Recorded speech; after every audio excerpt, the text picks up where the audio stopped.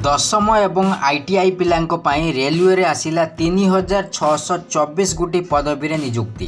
दशम रे 50% मार्क जरूरी। बाहरी 17 प्रकार चाकरी।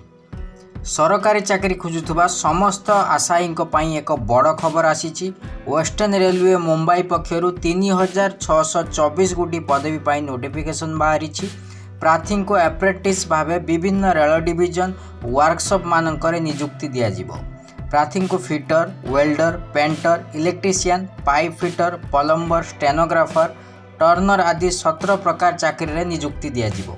एथिपाई जून मास 27 तारिख रु ऑनलाइन आवेदन प्रक्रिया आरंभ होई जुलाई मास 26 तारिख रे समाप्त हेबो। समस्त प्रार्थी को आवेदन फीस बाबद को 100 टंका जमा करने को पड़िबो। प्रार्थी को ऑनलाइन मोड रे पेमेंट करने को पड़िबो। अनुसूचित जाति, अनुसूचित जनजाति, पीडब्ल्यूडी महिला प्रार्थी यही फीस छाड़ करा जाइछि।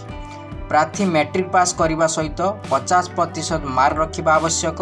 एसहित एनसीवीटी अनुमोदित होइथिबा शिक्षानुष्ठान प्रार्थी जेकोसी ट्रेड रे आईटीआई सर्टिफिकेट हासिल करिथिबा जरूरी। बयस योग्यता 2023 मसीहा जुलाई मास 26 तारिख सुधा हिसाब को नियाजिबो।